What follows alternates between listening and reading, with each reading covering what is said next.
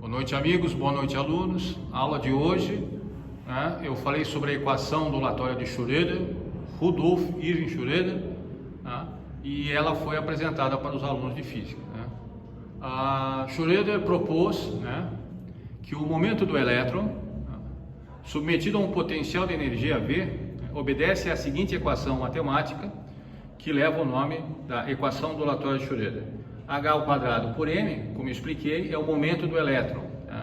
Abre colchete, derivada parcial de segunda ordem em relação à derivada parcial de x ao quadrado, mais derivada parcial de segunda ordem em relação à derivada parcial de y ao quadrado, mais derivada parcial de segunda ordem em relação à derivada parcial de z ao quadrado. Isso daqui são as coordenadas do elétron em relação ao núcleo. Vezes π, onde π é a equação de onda, que é a função do raio do elétron em relação ao núcleo e em função do tempo. Menos, então é um balanço de energia, ok? Isso aqui é um balanço de energia, menos o potencial do elétron em relação ao raio do elétron e o tempo, vezes a equação de onda do elétron em função do raio e o tempo, que é igual a H por I, onde H é a constante de Planck e I é um número complexo, vezes a derivada da equação de onda em relação ao raio-tempo em relação à derivada do tempo. Embaixo eu coloquei a legenda do que cada letra significa na equação de Schrödinger, e aqui então eu deduzi que H ao quadrado, que é o momento do elétron em relação à sua massa, vezes a derivada ao quadrado, que é a derivada parcial ao quadrado da equação de onda por x, derivada ao quadrado parcial em relação a y, derivada parcial ao quadrado em relação a z, isso já foi explicado lá atrás, onde V é o potencial do elétron, da função de onda, tudo isso é igual à energia total do elétron. Então, tudo isso aqui mostra que a energia total é igual a 2π quadrado, massa do elétron, z quadrado, que é o número atômico do elétron, vezes a carga do elétron elevado à quarta potência, onde n é um número inteiro, para Bohr, n é inteiro, para a equação de onda, não necessariamente, e vezes H ao quadrado, que é o momento do elétron em relação à constante de Planck. Algumas deduções da equação de Planck para a relação da posição do elétron, da probabilidade de encontrar o elétron, π quadrado, onde π quadrado é a probabilidade de encontrar o elétron, diferente de π, que é a equação de onda. Daí eu propus um exercício aqui para os alunos, dado a função de onda do orbital 3s, qual é a forma do orbital?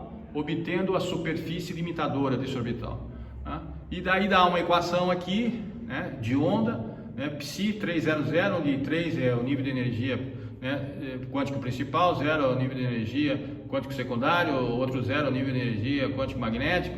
A equação dada 1 sobre 81 raiz quadrada 3π 0 a 0, onde a 0 é a distância do elétron em relação ao núcleo, em função do raio, vezes 27 menos 18R a 0, mais 2R ao quadrado sobre a 0 ao quadrado, vezes E elevado a R sobre 3 a 0, onde E é a carga do elétron. Bom, se você fizer B igual a 0, a função de onda é 0. Logo, você resolve uma equação do segundo grau em função desse termo aqui.